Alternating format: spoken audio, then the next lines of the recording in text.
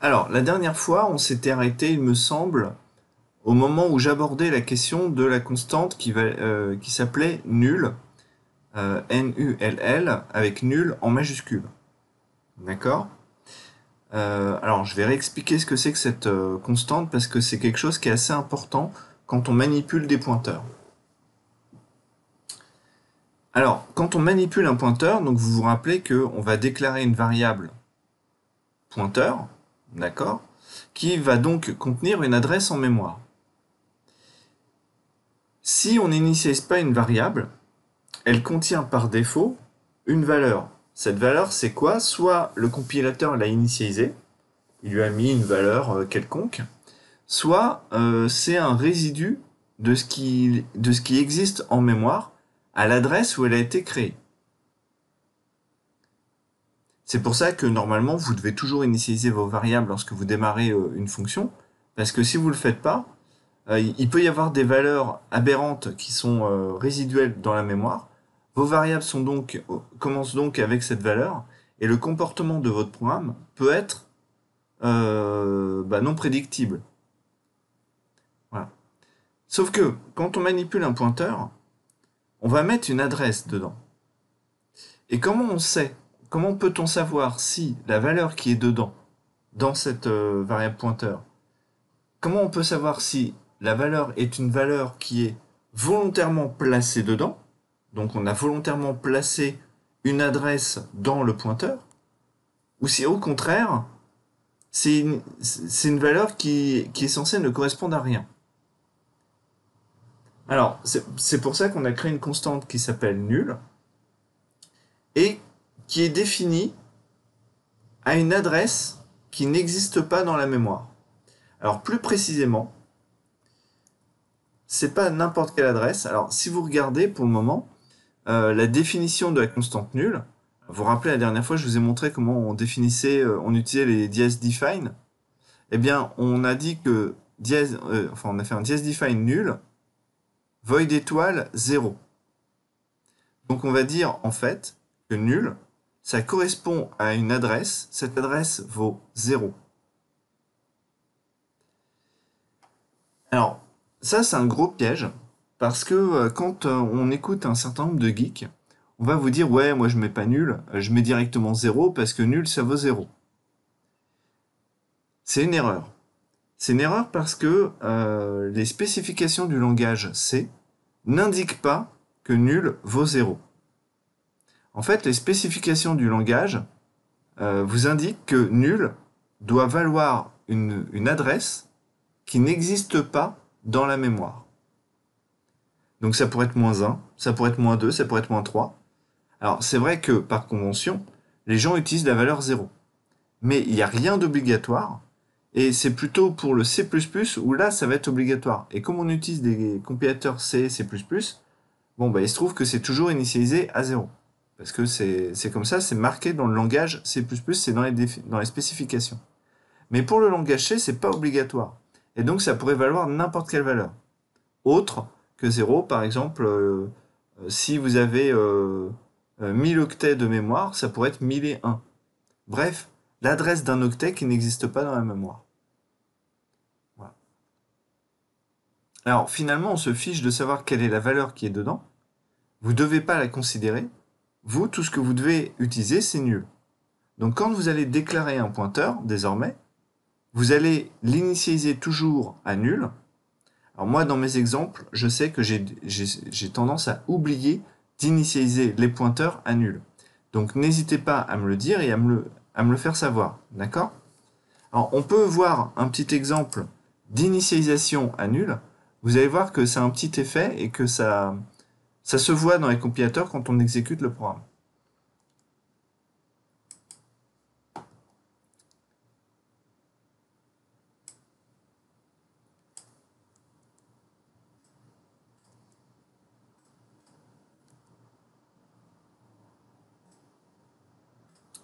Voilà, donc là, regardez, ce que j'ai fait, c'est que j'ai déclaré un pointeur d'entier, que j'ai appelé P, et je lui ai affecté la valeur nulle, donc une adresse qui n'existe pas pour le moment. Quand ensuite j'affiche cette adresse, D'accord? Donc j'affiche le contenu de P, donc normalement j'affiche la valeur nulle. Voilà.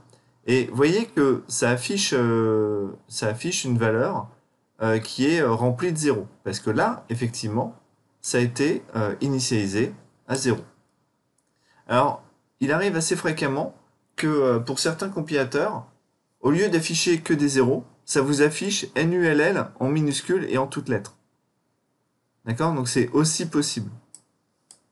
Alors, je sais pas si c'est... non. Bon, bref, vous inquiétez pas. Vous considérez uniquement la valeur nulle, avec nul en toute majuscule. Ok? Voilà. Du coup, à quoi ça va vous servir à part lors de l'initialisation? Quand vous allez manipuler un pointeur, par moment, il va pointer sur des variables dans votre programme, et par moment, vous allez vouloir qu'il arrête de pointer vers un endroit de la mémoire. Donc, si vous voulez le faire pointer, ce qu'on va faire, par exemple, on va le faire pointer vers... Donc, je vais déclarer une autre variable, int var égale 5. Je vais dire p égale e de var. Donc, dans p, je mets l'adresse de var. Ensuite, je vais mettre printf %d. Et là, je vais utiliser l'opérateur d'indirection de mon pointeur pour accéder au contenu de la variable pointée. Donc là, je vais afficher la valeur de var, c'est-à-dire 5. Voilà. Et maintenant, dans mon programme, je ne souhaite plus que P pointe vers ma variable var. Donc là, ce que je vais faire, explicitement, je vais dire P égale nul. Voilà. Et donc là, comme ça maintenant, je sais que P ne pointe nulle part. Et donc si je veux vérifier si P pointe vers quelque part, je fais if P différent de nul. Et là, blablabla, je vais mettre mon code que je veux. D'accord? Donc ça peut servir vraiment à vérifier qu'il y a de la mémoire, que vous pointez vers quelque chose ou non. Alors, en particulier, c'est extrêmement utile pour ce qu'on appelle les listes chaînées. Malheureusement, c'est une notion qu'on aborde en L2, donc je ne vais pas aborder le sujet. Mais dites-vous juste que il y a un moment, quand P vaudra nul, ça signifiera qu'il faudra s'arrêter quelque part. Et que quand P est différent de nul, ça veut dire qu'on peut continuer une certaine opération.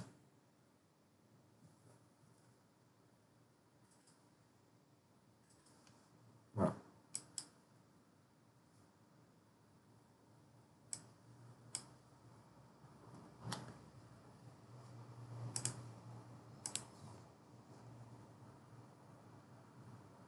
Alors, maintenant, on va aborder un autre sujet. Alors, j'espère que vous avez bien révisé, que vous avez bien compris en tout cas ce qu'on a vu jusqu'à présent, c'est-à-dire les pointeurs, l'opérateur d'indirection, comment obtenir l'adresse d'une variable, etc., etc. Parce que je vais vous montrer à quoi sert le typage des pointeurs et pourquoi la fusée Ariane a explosé en plein vol.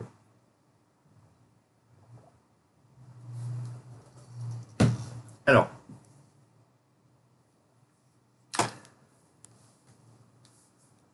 je vous ai dit jusqu'à présent, quand on veut déclarer un pointeur, on va mettre le type, on va mettre un type, ensuite une étoile, et ensuite le nom du pointeur.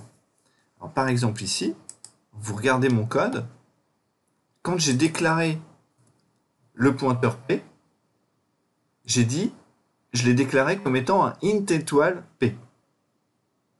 Et je vous avais dit la dernière fois que le type du pointeur, int, ici pour le int étoile, devait être du même type que les variables vers lesquelles on allait pointer. C'est-à-dire que un pointeur d'entier doit pointer vers des entiers. Un pointeur de char doit pointer vers des chars.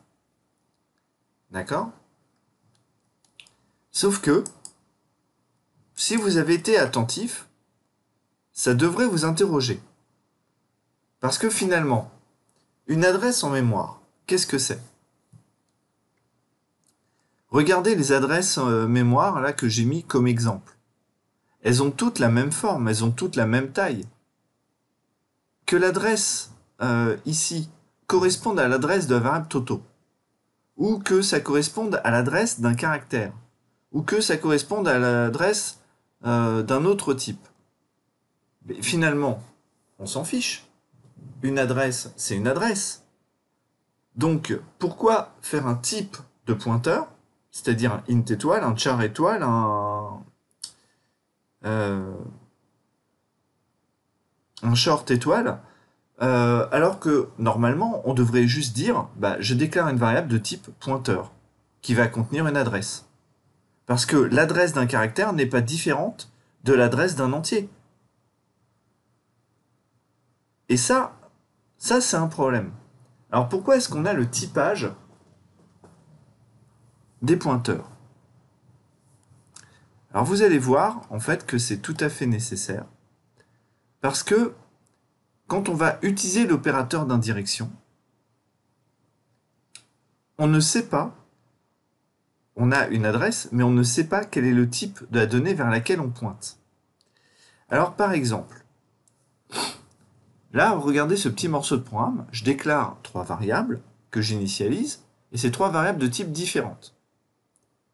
Je déclare un pointeur de type char, donc char étoile P. Et je dis bien de type char, je ne dis pas un pointeur de type int. Qu'est-ce qui m'empêche de faire pointer mon pointeur vers la variable Toto? Il n'y a rien qui m'empêche qu'un pointeur de type char pointe vers une variable de type entier. Donc, j'ai mon pointeur P, qui est un pointeur normalement vers un caractère, qui va pointer ici. Il va contenir cette adresse-là, 0028ff40. Alors d'après vous, que va-t-il se passer si j'exécute l'opération étoile P égale le caractère A? Dites-moi.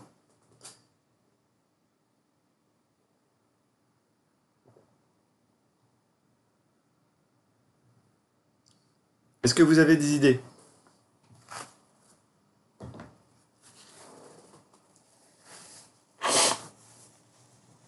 Il va prendre la valeur du Kodakski. Il va prendre? La valeur du Kodakski. Attends, j'ai pas entendu, excuse-moi, ça saute. Il va prendre la valeur A correspondant au Kodakski. Enfin, ils ont une valeur entière. A, c'est une valeur entière. D'accord.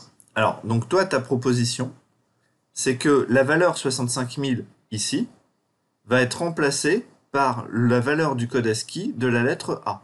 C'est ça? Oui. Ok. Donc, alors, c'est pas ça qui va se passer, mais c'est quand même c'est une bonne réponse. C'est-à-dire que ça serait la logique de la chose. Malheureusement, tu as juste négligé un truc, c'est que j'ai dit qu'ici, regarde le type du pointeur, il était de type char. Donc, pour le compilateur, en fait, ici, qu'est-ce que je vais pointer vers quoi? Vers un caractère. Alors, on va voir plus en détail ce qui va se passer. Et alors, ta réponse, hein, elle est presque parfaite parce que c'est exactement ce que je voulais qu'un étudiant me réponde. Donc, je te remercie.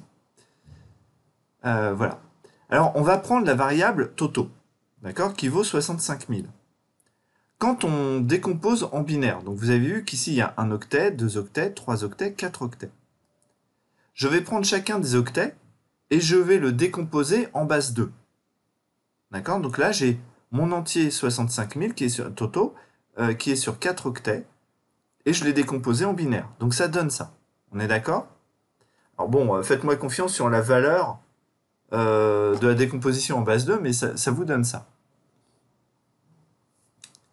Alors, mon pointeur, il pointe ici. D'accord? Vers cette variable, vers cette adresse-là. Et voilà ce qui va se passer. Alors, essayez de regarder, en fait. Là, vous voyez que mes 4 octets sont là. D'accord? Ça, c'était la valeur 65 000. Et après, qu'est-ce qui va se passer une fois que j'aurai fait P, enfin étoile P égale A? Il va se passer ce truc-là. Et alors, votre camarade, il a dit très justement, ah, mais en fait, on va remplacer la valeur qui est contenue dans Toto par la valeur du code ASCII de la lettre A. Et en fait, regardez, là, ce qui se passe. Les deux derniers octets, là, ne sont pas modifiés. Par contre, le premier octet, il a changé. Et en fait, effectivement, cet octet-là contient la valeur du code ASCII de la lettre A. En fait, quand vous utilisez un pointeur, dans votre variable pointeur, vous contenez une adresse. Quel est le type de la donnée située à cette adresse-là? Est-ce qu'il s'agit d'un caractère? Est-ce qu'il s'agit d'un entier? Parce que, suivant le type de la donnée, elle sera écrite sur un nombre d'octets qui va être différent. Si c'est un caractère, la donnée va être écrite sur un octet. Si c'est un entier, ça va être sur 4 octets chez moi. Hein, normalement, size of int octet. Donc vous voyez que ça peut changer les choses. Suivant le type de la donnée vers laquelle on pointe, on va devoir écrire sur 4 octets ou sur 1 octet. Et donc cette information-là, on ne l'a pas. Et donc le seul moyen qu'on a trouvé pour l'avoir, c'était de la placer dans le type du pointeur. Vous suivez? Alors, Oui. quand j'étais ici à la ligne 5, j'ai déclaré un pointeur de type char. Donc pour lui, quand je pointe ici, je pointe vers un char. Donc la donnée vers laquelle je pointe sera écrite, sera codée sur un octet, et non pas sur 4 octets, comme ça devrait être le cas normalement. Oui, il y avait une intervention. Non, non, ça. C'est bon? Ok. Alors, du coup,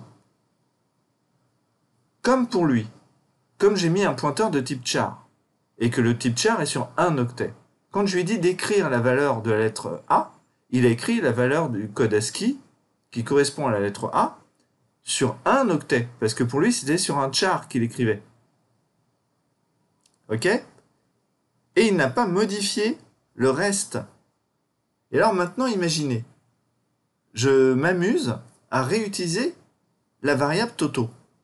Eh bien, au lieu de valoir 65 000, au lieu de valoir la valeur du code ASCII de la lettre A, ça vaut donc 1 milliard 90 584 040.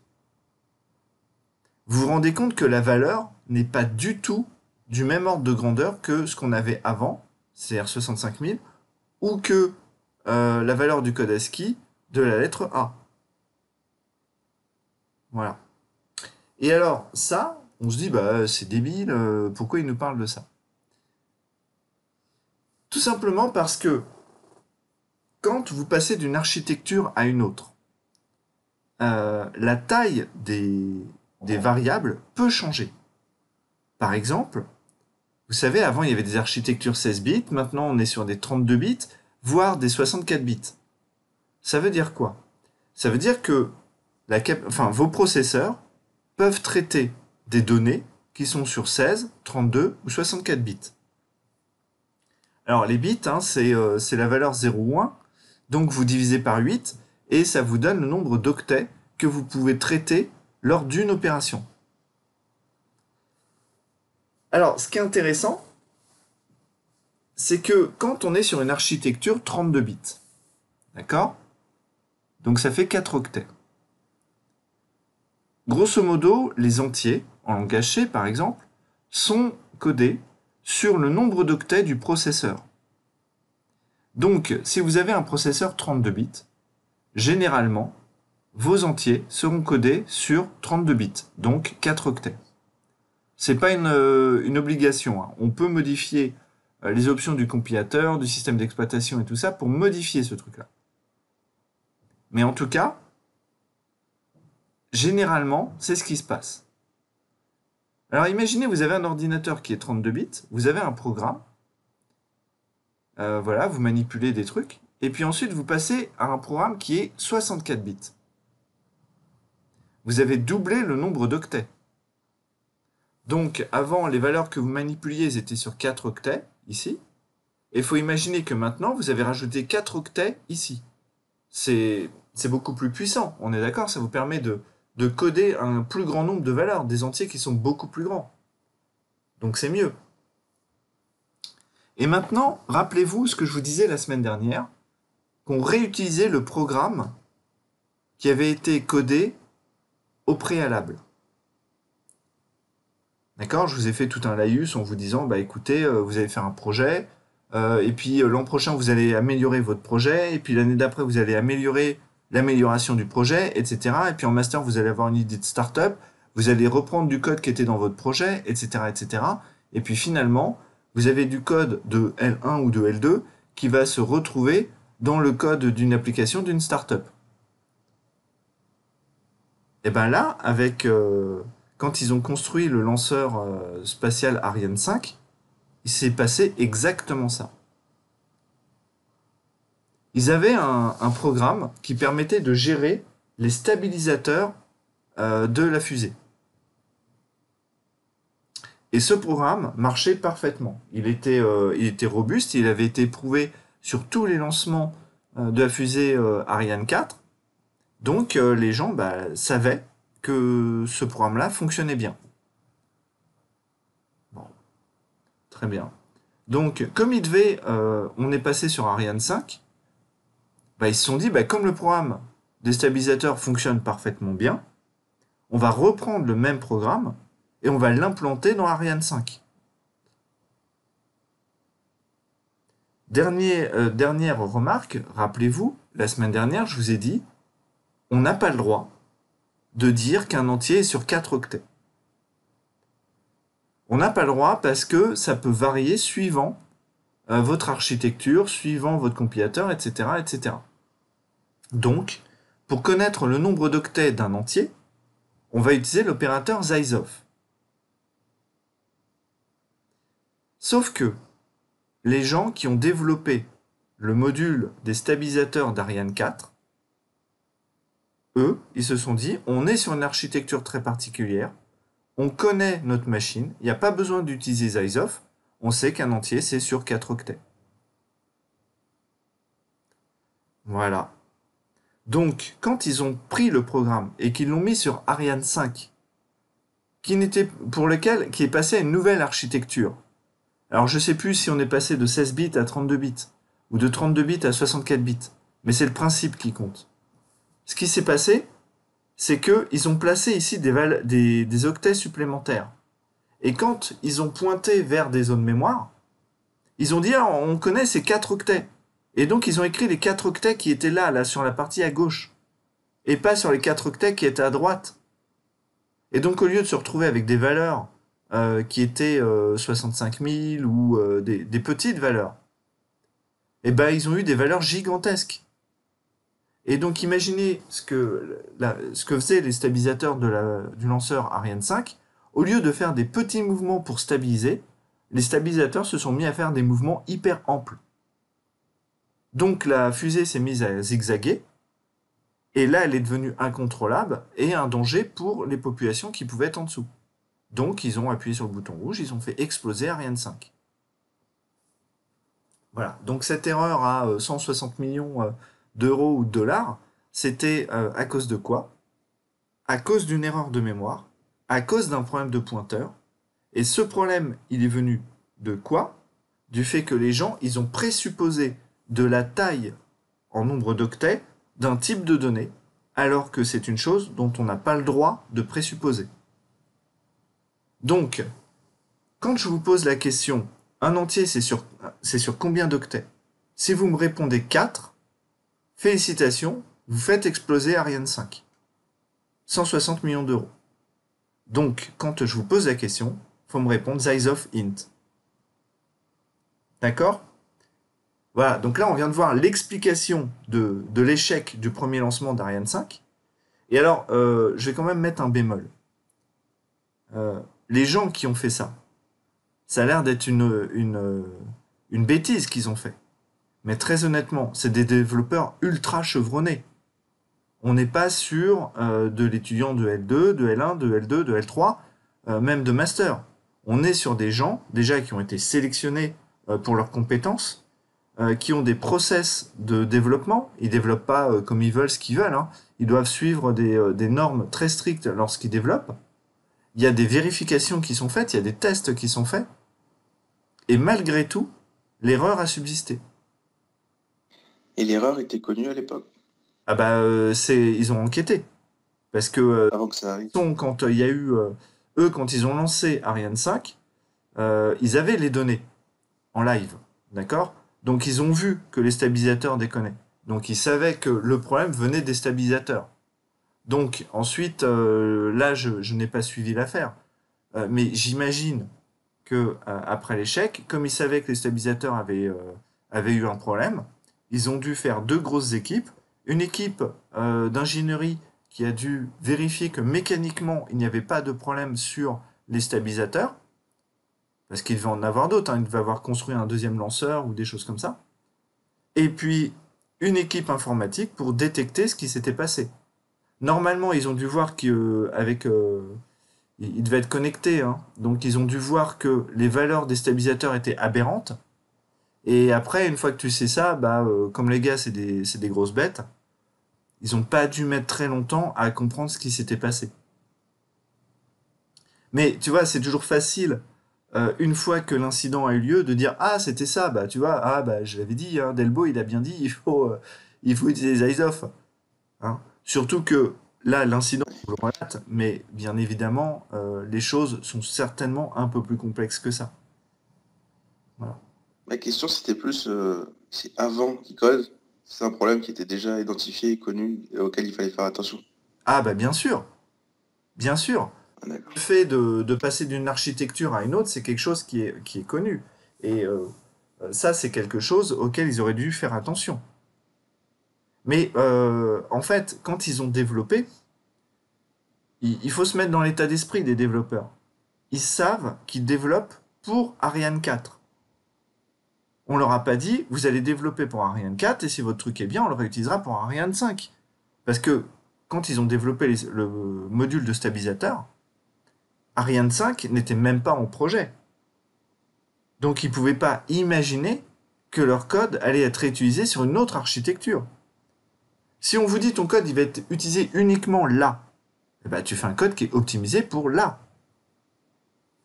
Si on te dit ton code il est fait pour là, mais il sera peut-être réutilisé ailleurs, ah bah là ça ne devient pas la même chose. Tu comprends? Ouais, d'accord, ok, je vois. Et donc forcément les développeurs, euh, pour moi c'est pas une erreur de développement qu'ils ont fait. Ils ont optimisé leur code, ils ont été dans leur process, ils ont développé le truc, et puis l'erreur, elle est plus sur le chef de projet qui a dit ah on reprend le même module. Alors qu'en reprenant le module, ils auraient dû vérifier le code. Et ils l'ont sûrement fait d'ailleurs, ils ont sûrement vérifié le code, mais c'est une erreur qui est tellement fine que ça a sûrement échappé, quoi.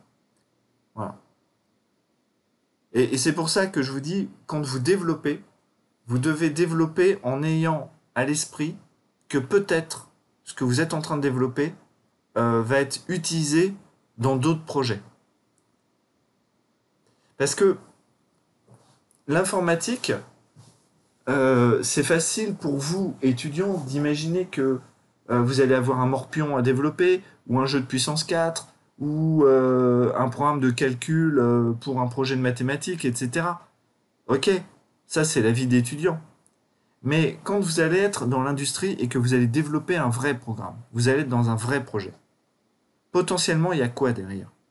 Bah, potentiellement, il y a la sécurité et il y a la vie des gens. Alors là, dans le lanceur, il n'y avait pas de, c'était pas une fusée habitée. Mais imaginez s'il y avait eu des astronautes à ce moment-là. Bah, ça aurait été chaud, hein. Et moi, personnellement, c'est pour ça que j'ai pas du tout confiance dans les voitures autonomes. C'est qu'on n'est pas à l'abri d'un bug. Alors bien sûr, la probabilité qu'il y ait un bug est plus faible que moi j'ai un accident, Mais c'est quand même quelque chose qui est délicat, vous comprenez? Psychologiquement. Alors, un autre exemple, je crois qu'il y a quelques années, il y a eu un centre de radiologie où il y a eu des soucis sur le paramétrage des doses de radiation. Et donc, il y a des femmes qui sont venues pour faire une mammographie, d'accord? Donc, une radio des seins pour vérifier que il n'y avait pas de tumeur, etc., etc. Et en fait, comme c'était mal paramétré, les gens se sont fait irradier. Donc, super, quoi. Alors, un exemple de code qui doit être super sécurisé, c'est le métro 14. Quand vous prenez le métro 14, vous savez, hein, il n'y a pas de chauffeur. C'est un programme. Donc vous espérez qu'il n'y a pas de problème de pointeur ou de bug dans le programme. Alors, faut savoir que dans ce cas-là, oui, il a un aussi, ouais, l'autre ligne. Mais de toute façon, je pense qu'il faudrait qu'ils automatisent un peu toutes les lignes, hein, ça serait formidable. Voilà, il y aurait plus de retard, il y aurait plus de grève, il y aurait plus de. Et alors, ces programmes-là, je vous rassure, en fait, ils ont été vérifiés, prouvés. C'est-à-dire qu'il y a des équipes de recherche, alors il y en a à l'INRIA, au CNRS ou dans des universités, qui ont des compétences dans la vérification de programmes. C'est-à-dire qu'ils vont être capables de prouver, démontrer que le programme est sans bug. Ou alors que s'il y a un bug, alors l'action réalisée sera celle-ci. Par exemple, si le métro 14 connaît un bug, il va s'arrêter. Il ne va pas accélérer. Et c'est mieux, quand même, on est d'accord. Donc s'il y a un bug sur le métro 14, il s'arrête. Ouf. Bon, du coup, il m'arrive de monter dans le métro 14. Si j'avais pas confiance, je monterais pas dans le métro 14. Mais vous comprenez que, voilà, ça peut être très fin. Après, imaginez un pilote automatique sur un avion. Bon, il faut pas qu'il y ait de bug. Parce que sinon, je sais pas, par exemple, mais imaginez, vous êtes en plein vol et puis le pilote automatique décide d'ouvrir le train d'atterrissage. C'est juste pas possible, quoi. Voilà. Voilà. Donc ça, c'est ce que je viens de vous expliquer. Alors, Monsieur, des questions là-dessus? juste j'avais une question. J'ai pas compris du coup c'était quoi la différence entre la réponse qu'il fallait donner et celle que notre camarade il a donnée là sur le code ASCII. La différence, regarde. Tu vois la ligne 5 ici? Oui. J'ai mis un char étoile. Donc pour lui, le pointeur est un pointeur de caractère. Donc quand tu vas utiliser l'opérateur d'indirection pour écrire, ça écrit uniquement sur le nombre d'octets qui correspond à un caractère, donc sur un octet. Si j'avais mis int étoile, là, ça aurait écrit sur 4 octets. Et donc si j'avais mis int étoile, quand je fais étoile P égale la lettre A, ça aurait effacé sur les 4 octets la valeur 65 000 et ça aurait mis la valeur du code ASCII de la lettre A. Donc votre camarade, il avait raison sur le comportement, sauf que il n'avait pas vu, ou enfin vous ne saviez pas de toute façon comment ça se comportait, que ici au lieu de char, il fallait mettre int. Voilà. Ah ok, merci. Et juste une précision, là, vous utilisez les types qui sont donnés par le langage C, mais évidemment, quand vous êtes en train de travailler sur un système embarqué, c'est à vous de les définir, les types. D'accord? Ce qui explique que eux, ils ont pu se tromper entre du 4 octets et du 8 octets ou un truc comme ça. Hein. D'accord? Ils n'ont pas forcément utilisé les types de base du langage C. Hein. Voilà. Bon. Alors, on a vu que le typage des pointeurs, c'était crucial. D'accord? Et qu'il ne fallait pas se tromper. Et maintenant, je vais vous montrer autre chose. D'accord? Je vais vous montrer le lien qu'il y a entre les pointeurs et les tableaux. Alors là, c'est un peu plus pragmatique pour vous, c'est quelque chose que vous allez manipuler plus facilement. Alors, si on exécute ce programme-là que vous voyez, vous voyez que je déclare un tableau de 10 entiers, et je fais une boucle sur chacune des cases. Donc la case d'indice 0, la case d'indice 1, la case d'indice 2. Et pour chacune de ces cases, je vais récupérer l'adresse de la case et je l'affiche. D'accord?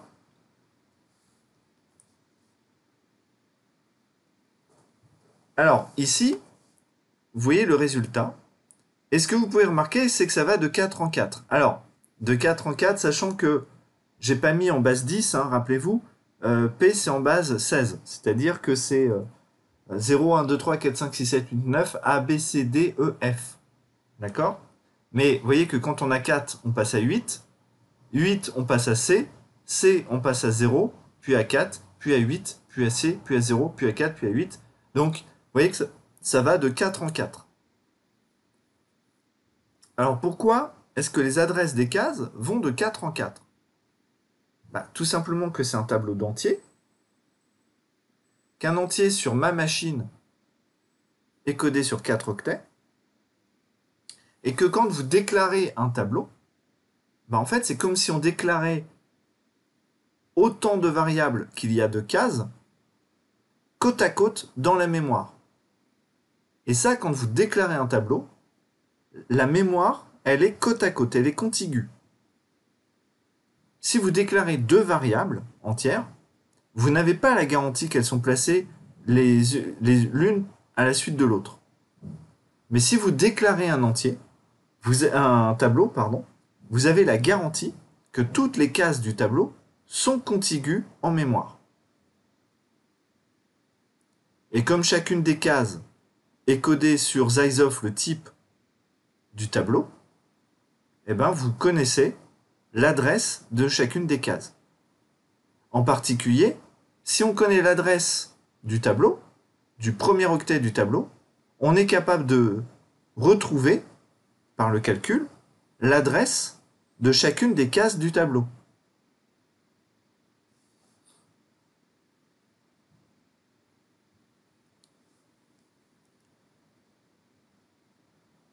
Voilà.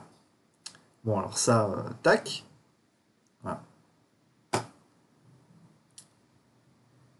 Alors,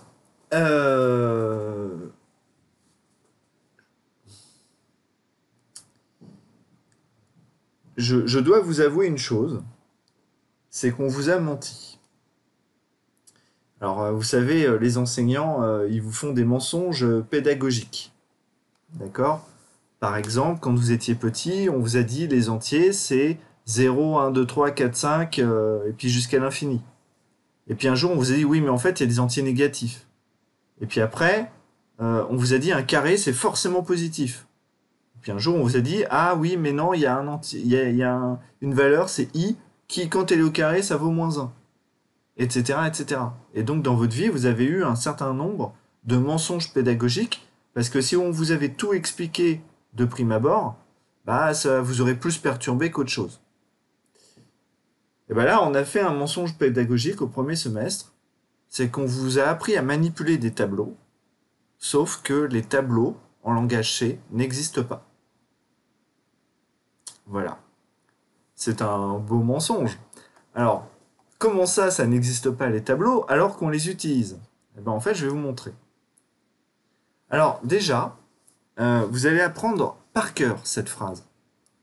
Vraiment, apprenez-la par cœur. Cette phrase, elle va vous suivre tout au long de votre carrière de développeur. Je vous jure que c'est vrai. J'ai encore des étudiants de master qui sont avec moi, avec qui on bosse, et parfois ils me posent une question, genre mais je comprends pas pourquoi. Je le regarde, je lui fais la phrase magique, il réfléchit 2 secondes, il me fait ah bah oui. Et je vous jure que c'est vrai. Donc cette phrase, elle est magnifique C'est juste que pour le moment, vous n'allez pas en percevoir toute la portée. Mais quand vous allez être confronté à des problèmes de pointeur, à des problèmes de mémoire, repensez à cette phrase et vous allez voir que elle va vous aider. Alors la phrase, c'est « Le nom d'un tableau est un pointeur sur son premier élément ». C'est-à-dire que l'adresse de la première case de mon tableau, c'est exactement la même chose que mon tableau. Oui, Delbo, il dit des trucs, on ne sait pas si c'est vrai. Int tableau de 10. Printf %p anti/n virgule et de tableau de 0. Ça, voilà. Donc là, j'affiche l'adresse du premier élément de mon tableau.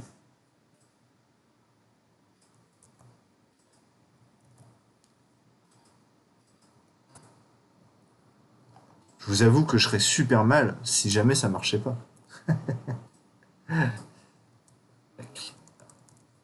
Voilà.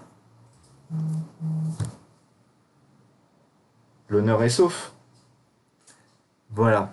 Donc là, je viens de vous démontrer que ce que je vous dis, c'est pas des bêtises. Il y a une équivalence stricte entre l'adresse du premier élément d'un tableau et juste le nom du tableau. D'accord? Alors, donc, le nom d'un tableau est un pointeur sur son premier élément. Maintenant, si vous voulez connaître l'adresse du premier élément d'un tableau, bah, vous prenez le nom. Voilà. Et alors, à partir de là, on va pouvoir rigoler. Parce que si on veut modifier la valeur qui est dans la première case du tableau, on peut écrire mon tableau de 0 est égal à 5. Donc là, ça veut dire que je place la valeur 5 dans la case d'indice 0 de mon tableau. Mais comme mon tableau est un pointeur sur le premier élément, je peux utiliser l'opérateur d'indirection pour lui mettre la valeur 5. Je vais regarder quelle est l'adresse contenue dans ma variable. Je vais aller à cette adresse-là et je vais placer la valeur 5. Le nom d'un tableau est un pointeur sur son premier élément.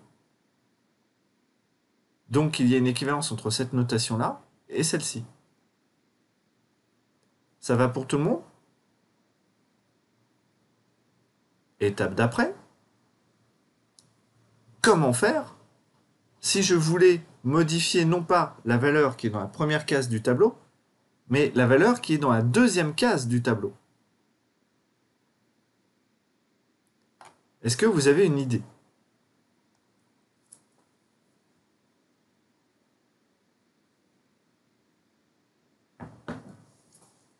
Pas d'idée? Alors, je vais vous dire un truc, mais qui est faux. D'accord? Donc, n'enregistrez pas l'information.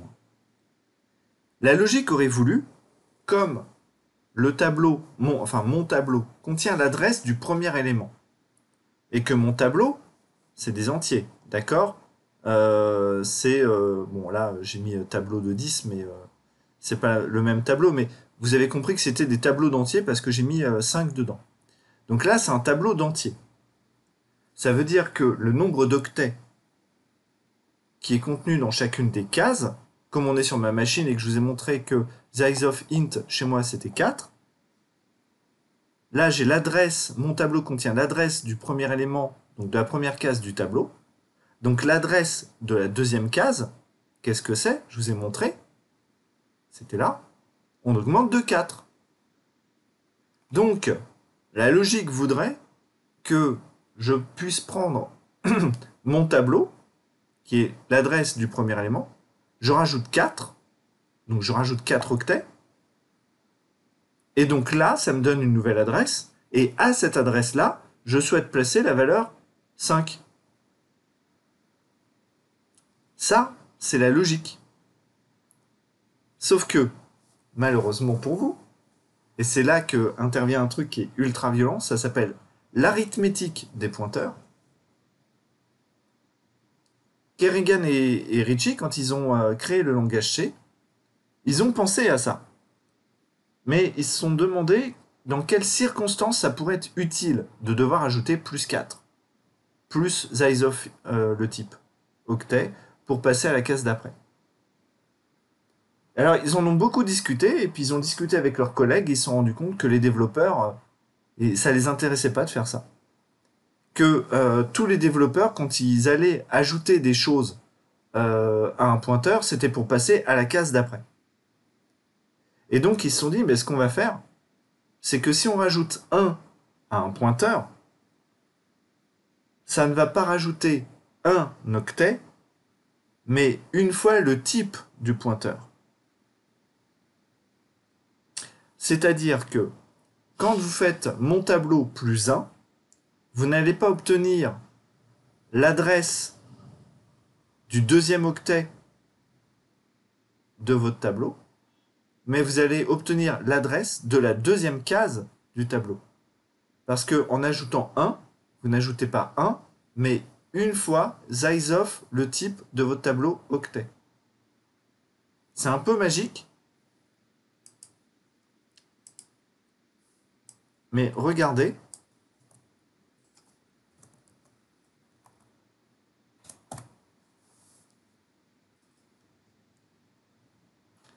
Vous voyez, j'ai fait plus 1. Et au lieu d'ajouter 1, ça a ajouté une fois le nombre d'octets de mon type. D'accord? Alors, à quoi ça sert ce truc-là? Bah, ça sert à simplifier la vie du développeur, parce que quand il ajoute 1, bah, en fait, il passe à la case d'après. Et donc, quand il va coder, bah, ça va être, ça va être beaucoup plus simple, beaucoup plus efficace dans le code. Alors bien sûr, pour l'étudiant qui apprend à programmer, c'est pas cool. Mais pour le développeur chevronné, c'est beaucoup plus simple. Voilà. Donc ça aurait été la logique de la chose. Et malheureusement, c'est comme ça. Bon. Alors, je vais vous parler plus longtemps. Monsieur, Oui. est-ce que vous pouvez revenir sur l'exemple, s'il vous plaît? Alors, ce que je disais, regarde. Oui, c'est l'exemple des code blocks. Ah oui, bah sur CodeBlock, regarde. Oui, parce que là, je vois en fait tableau de première case et en bas, c'est tableau, en fait, et ça affiche même chose, je ne comprends pas. Alors attends, qu'est-ce que tu ne comprends pas? Excuse-moi. Oui, parce que ici, je vois tableau de première case et en bas, je vois uniquement tableau et ça affiche même chose. Alors, oui, ça, alors tu as dû louper juste la phrase magique. Le nom d'un tableau est un pointeur sur son premier élément. Voilà. Une fois que tu as compris, que tu acceptes que le nom d'un tableau c'est un pointeur, d'accord? Alors, le code que j'ai mis devient plus logique. Monsieur, Un tableau, c'est tableau. Là, le nom de mon tableau, c'est tableau. Donc tableau, c'est un pointeur vers le premier élément. Ok, d'accord, d'accord. Et donc Merci. c'est et de tableau de 0. Tu vois, c'est la même chose. Oui, merci. De rien. Vas-y. Il y a quelqu'un d'autre qui voulait intervenir. c'est-à-dire que tout le tableau, il est décalé. Comment ça? Bah, si le nom d'un tableau est un pointeur sur son premier élément, c'est-à-dire qu'après, les éléments d'après, à chaque fois, c'est décalé d'une case, c'est ça? Non, il n'y a pas de décalage, regarde.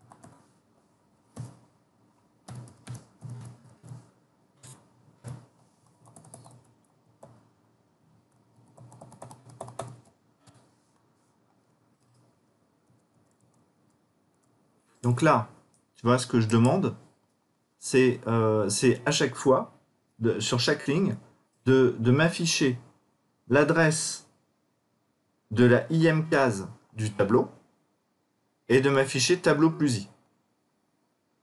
Ok? Voilà. Et tu vois, là, c'est identique. Donc, il n'y a pas de décalage. Quand je fais tableau de 0, je fais tableau plus 0. Quand je veux la case d'indice 1, je fais tableau de 1, tableau plus 1. Je ne sais pas si je réponds à ta question. Oui, c'est bon en fait. C'est bon? D'accord. Alors, ça c'est... Bon, c'est pas très compliqué en fait, hein. Avec un peu d'habitude, vous allez très vite y arriver. Et puis surtout, après, on va faire de ce qu'on appelle l'allocation dynamique. Et donc, vous allez voir tout de suite que vous allez le manipuler et ça va devenir beaucoup plus simple pour vous. Donc, vous en faites pas. Alors, par contre, alors là, bon, c'est exactement ce que je viens de faire, hein, dans mon code block, hein, donc on passe. Par contre, ce qui est marrant, c'est que quand vous souhaitez manipuler donc du coup les valeurs qui sont dans la case du tableau, donc vous allez faire mon tableau de I égale 5 par exemple.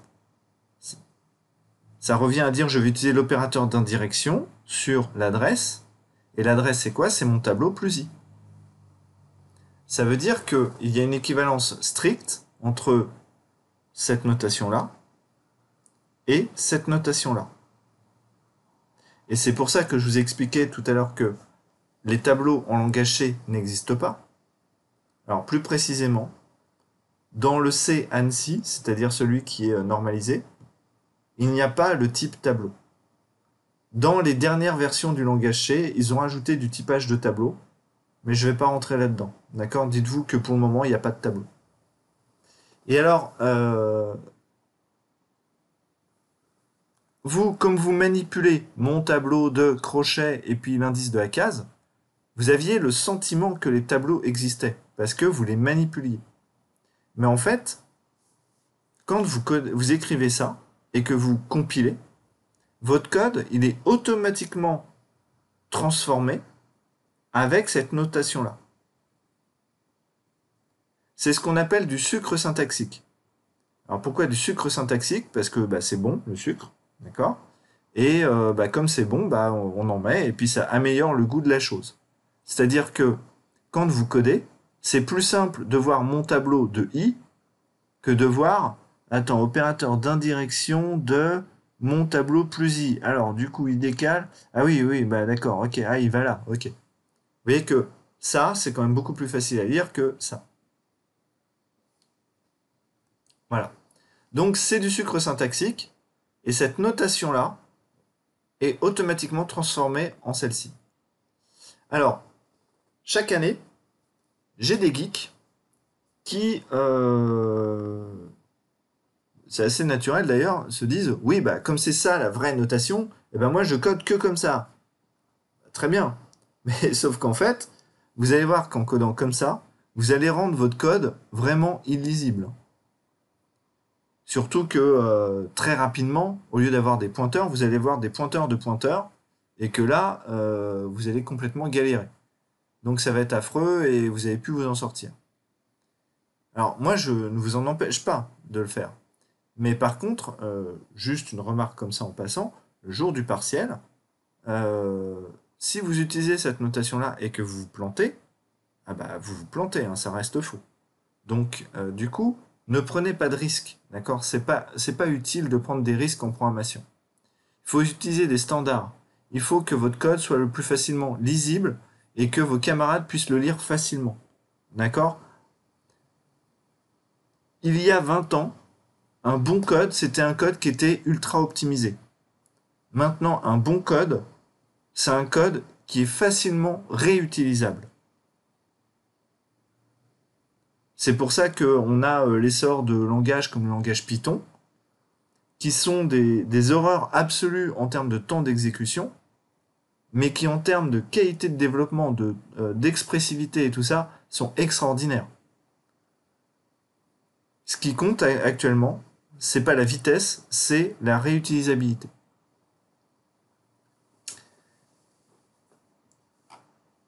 Alors, on a terminé sur le lien entre les tableaux et les pointeurs. Donc là, on a vu tout le cours sur les pointeurs, vous avez vu.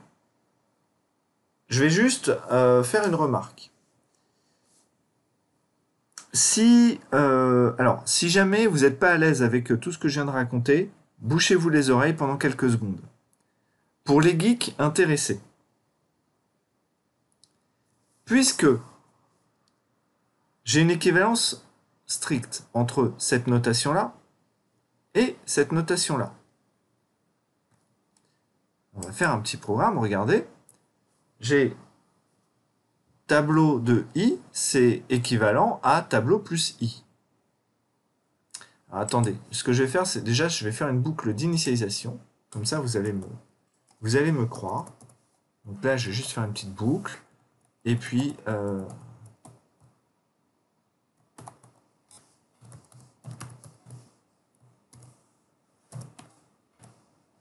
voilà. Dans i, je place la valeur, enfin dans la case d'indice i, je place la valeur i. Ok. Et là, du coup, je ne vais pas afficher l'adresse, mais je vais afficher la valeur.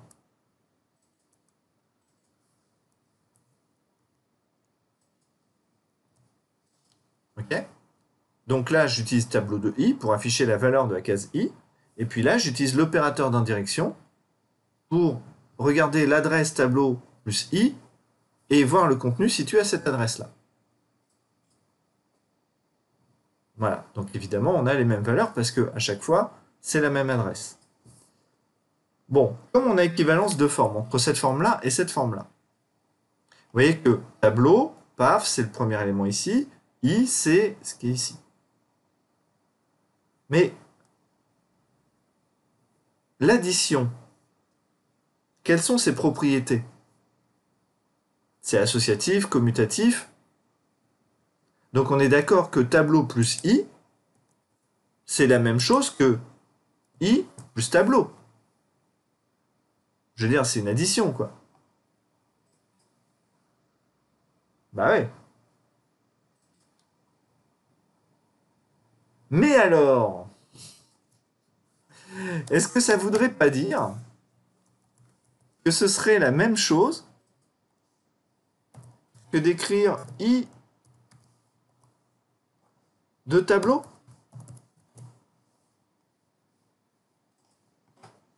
Qu'est-ce qu'il raconte Delbo? Exécutons. Ouah, ça marche. Alors ce truc-là, c'est pas du tout prévu par le langage en fait. Hein. C'est juste un effet de bord des règles qu'ils ont, mis dans le langage. D'accord? Donc, au lieu de faire tableau de i, vous pouvez faire i de tableau. Ça revient au même. C'est une horreur absolue. Et alors, bah oui, t'as pas compris, mais je me doute, c'est affreux. Regarde, tout ce que je dis, c'est qu'il y a une équivalence entre tableau de i et étoile de tableau plus i. Tu es d'accord? Attends, on va reprendre.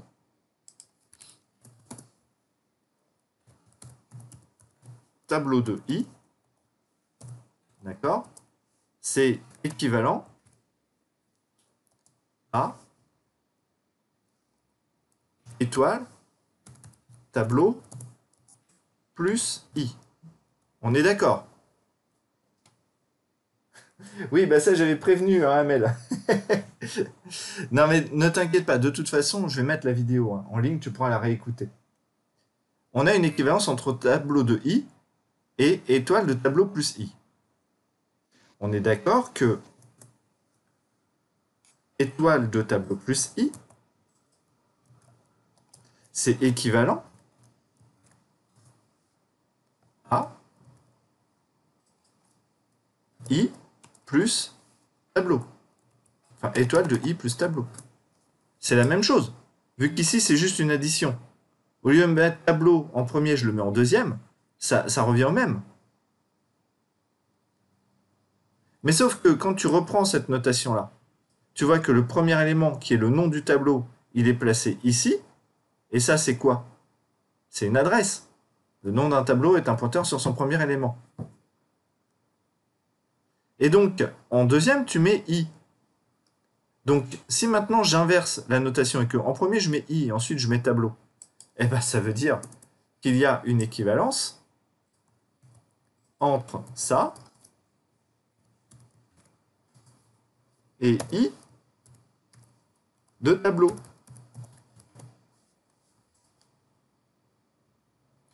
Donc, il y a une équivalence entre i de tableau et tableau de i. Monsieur? Ouais.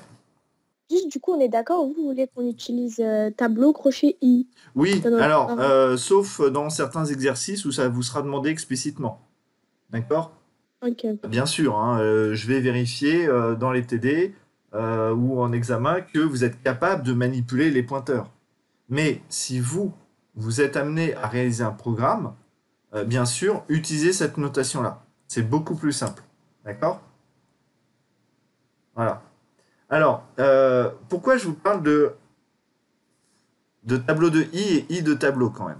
Là, c'est un peu pour votre culture informatique. Je vous ai dit qu'on était dans un monde où le code était réutilisé et il s'est changé. Et en particulier, il y a des règles, des contrats, on va dire, qui existent sur la diffusion du code. En particulier, il y a certains logiciels, certains codes sources qui sont dits libres, d'accord, qui sont ouverts, et qui peuvent être réutilisés. Mais pour certains d'entre eux, il y a une contrainte qui est que si vous utilisez une librairie qui est gratuite, alors votre code que vous produisez doit être libre et visible du coup par tout le monde, y compris vos concurrents. Et on est d'accord que si vous êtes obligé légalement de diffuser votre code, rien n'empêche un concurrent de faire copier-coller, de réexécuter, et puis bah voilà, il a le même programme. Vous comprenez que ça peut poser un problème. Alors, bien sûr, ils n'auront pas le droit de réutiliser le programme tel quel. Ils vont être obligés de le modifier. Et alors, s'ils sont obligés de le modifier, pourquoi leur faciliter la vie? Et donc, il y a un truc qui s'appelle l'obfuscation de code. C'est-à-dire, on va rendre un code le plus obscur possible. Depuis le début du cours d'informatique S2, je vous dis, il faut que votre code il soit facile à lire pour vos camarades. Parce que ça va permettre de le réutiliser. Maintenant, si vous voulez éviter que votre code soit réutilisé, bah vous faites l'inverse. Vous devez le rendre compliqué à lire. Si vous souhaitez le rendre compliqué à lire, eh ben, au lieu d'écrire tableau de i, vous utilisez i de tableau. Et alors, c'est même que ça va beaucoup plus loin. Vous pouvez aller dans Google et vous tapez c'est obfuscated contest. Voilà, vous pouvez aller taper ça. Et là, vous allez voir. C'est juste un truc de dingue. Alors, attendez, je vais juste couper le... Ah, il y en a des nouveaux. Alors, bah, par exemple, sur Wikipédia, voilà. Alors, attendez, je repartage l'écran. Et alors, voilà. Alors, c'est un concours du code C le plus obscur possible. C'est juste magique. Bah, tu regardes, hein, tu l'as là, tu tapes obfuscated C contest dans Google et t'as la page Wikipédia, t'as tout. Donc, bon, attends.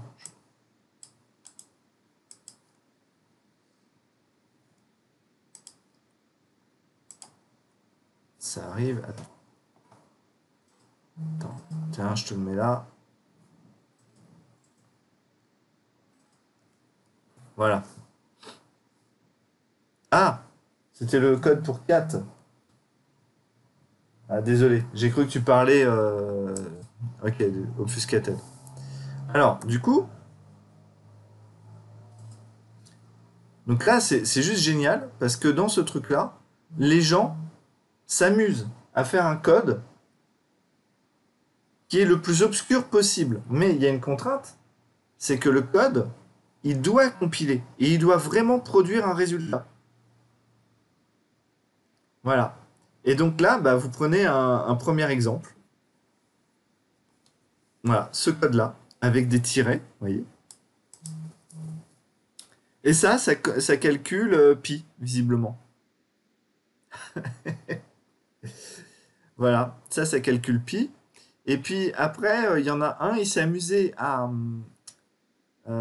écrire du code. Alors vous voyez que c'est infect, d'accord, de telle sorte à ce que ça fasse un avion quand on centrait. Il y en a un autre, il s'était amusé à faire des palindromes, c'est-à-dire que chaque ligne de code peut être lue dans les deux sens. Voilà, et donc il y a des tonnes et des tonnes et des tonnes de code. Et donc je vous invite à regarder ça parce que c'est vraiment... c'est assez intéressant.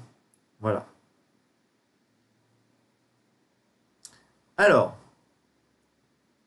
maintenant qu'on a vu tous les pointeurs et que j'ai fait ma petite digression sur le sucre syntaxique et sur le code obscur.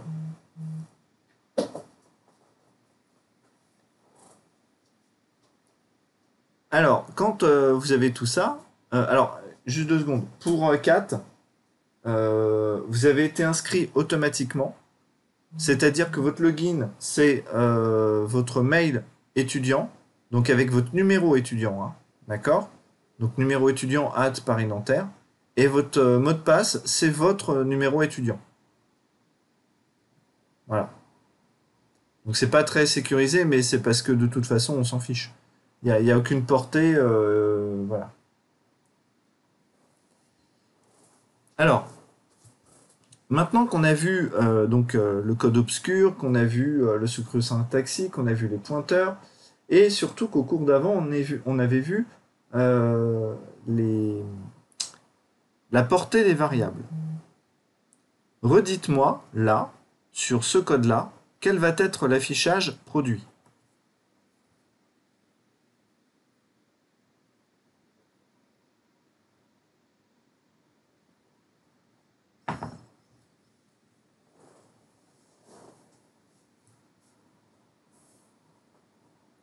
Alors, dites-moi.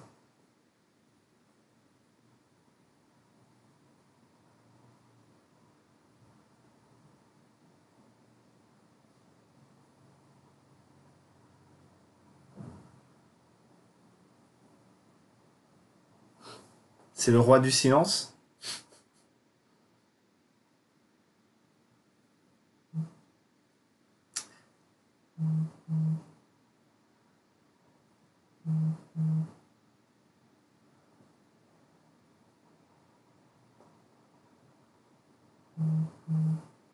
Ça va changer les valeurs de x, y. Enfin, de A et B, là, du coup, Ouais.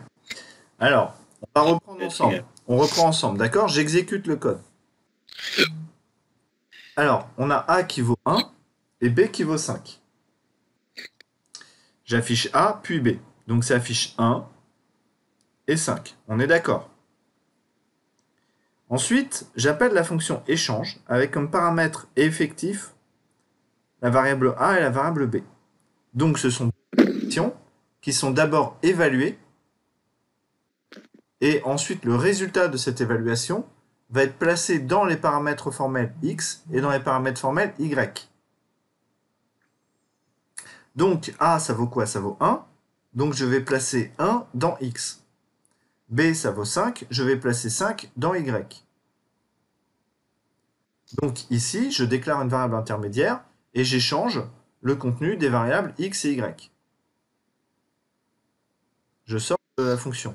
À aucun moment, je n'ai échangé les contenus des variables A et B. Tu as compris du coup pas. Donc là, du coup, qu'est-ce que j'affiche? J'affiche toujours 1 et 5. Donc quand on n'utilise pas les pointeurs, justement quand on appelle une fonction comme ça, même si elle s'appelle échange, regardez bien, ça va afficher 1 et 5 dans les deux cas. Faites très attention à la portée des variables. Rappelez-vous, la semaine dernière, je vous ai montré,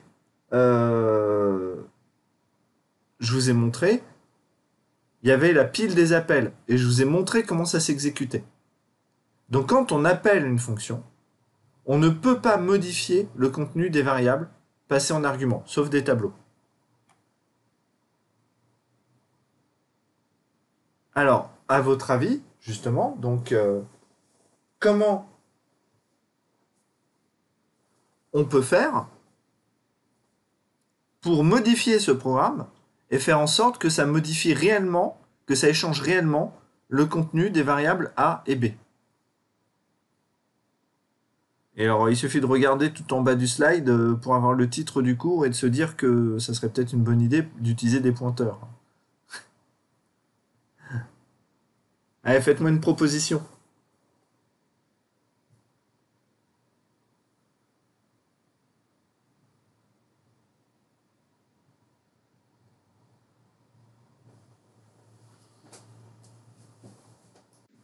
Vous pouvez reposer la question, s'il vous plaît, monsieur? Bah, j'aimerais, là, tu vois le code échange 1.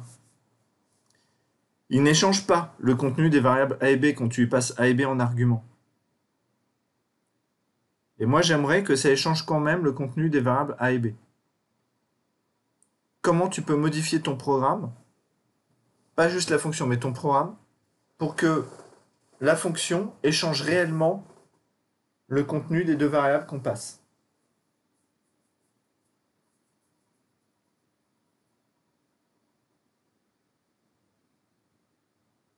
Parce que tout l'intérêt des pointeurs, c'était justement de permettre de manipuler le contenu des variables, de le modifier de manière à ce que ce soit persistant en dehors de l'appel des fonctions.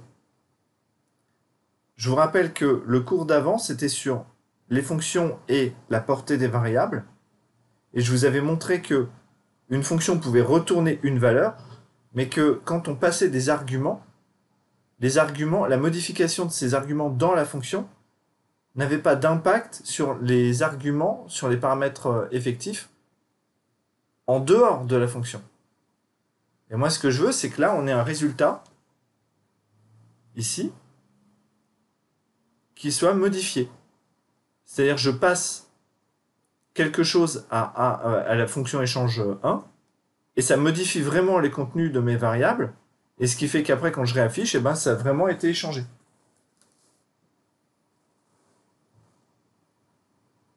Alors, regardez. Voilà comment on peut modifier le code. Je vous laisse quelques secondes pour méditer sur ce magnifique code C. Alors, quelles sont les modifications que j'ai apportées? Ouais. Ah, vous avez changé les pointeurs. Alors, voilà. C'est-à-dire qu'au lieu de passer deux variables, d'accord? Parce que quand on est ici, en fait, on passe des paramètres effectifs. Donc, c'est des expressions et elles sont évaluées. Donc, on n'envoie pas A, on envoie la valeur qui est dans A. C'est-à-dire, on envoie 1. Et 1, on le place dans X. Donc, en fait, ici, il ne connaît même pas la variable A. Tu vois?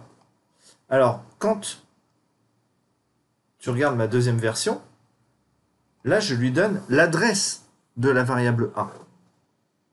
Alors certes, c'est une expression, mais l'adresse de la variable A, quand tu l'évalues, ça reste l'adresse de la variable A.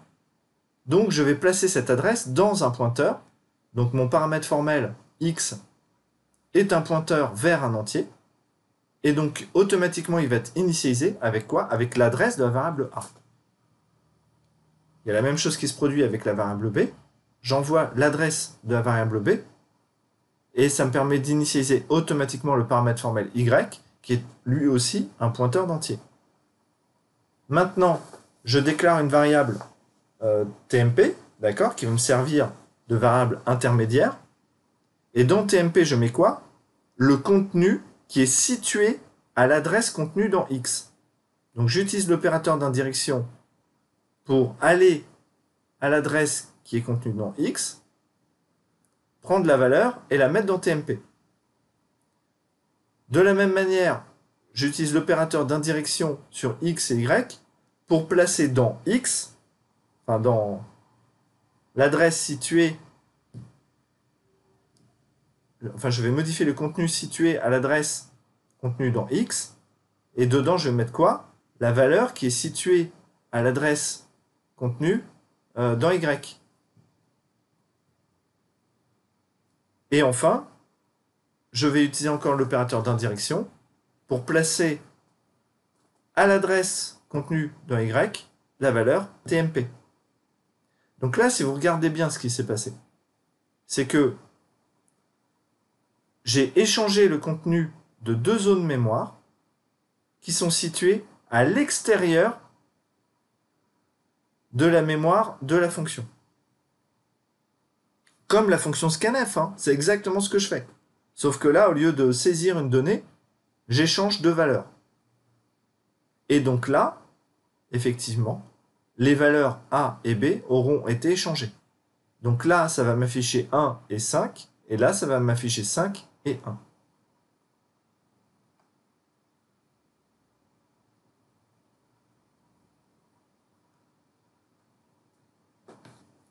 Voilà. Alors, je suis tout à fait conscient que c'est pas intuitif pour vous. Donc vous inquiétez pas, on va faire un TD hein, sur les pointeurs. Alors le TD sur les pointeurs, il sera peut-être un peu plus papier, d'accord? On va moins utiliser 4 parce que c'est compliqué de corriger automatiquement les pointeurs parce que justement les pointeurs c'est tellement affreux que c'est difficile de faire du test dessus. Mais vous inquiétez pas, plus vous allez manipuler les pointeurs, plus ce sera facile pour vous. On revient sur ce que je disais la semaine dernière. Les pointeurs, c'est une notion qui est assez complexe, surtout pour les étudiants. Et nous, les enseignants, on peut passer autant de temps qu'on veut à vous expliquer les choses. Ce qui va vraiment vous débloquer, c'est quand vous allez vous expérimenter. Et à force d'expérimenter, il y a des mécanismes où vous allez dire « mais je comprends pas pourquoi ça fait ça ». Tac, tac, tac. Vous allez réfléchir, vous allez comprendre. Et si vous avez un doute sur ce qui se passe, par exemple là, vous ne comprenez pas ce qui se passe par rapport à là, c'est très simple. Vous faites ça. Vous dessinez la mémoire, vous dessinez des variables, vous dessinez des pointeurs, etc., etc. Et vous exécutez pas à pas ce qui se passe. Et je vous assure qu'en dessinant, vous verrez que les choses sont beaucoup plus claires. Et une fois que vous allez percuter ce qui se passe, si ça fait jboum dans votre tête, ce jboum, il va rester. Et il va vous marquer. Moi, mon expérience personnelle avec les pointeurs, c'était au début, je captais rien. Et je me suis amusé à coder des choses un peu compliquées. Et tout d'un coup, j'ai eu un déclic. Je me rappelle du code sur lequel j'étais en train de coder quand j'ai eu le déclic sur les pointeurs. Et une fois que j'ai eu ce déclic, bah c'est plus jamais parti. Voilà. Donc ça, c'est la fin du cours sur les pointeurs.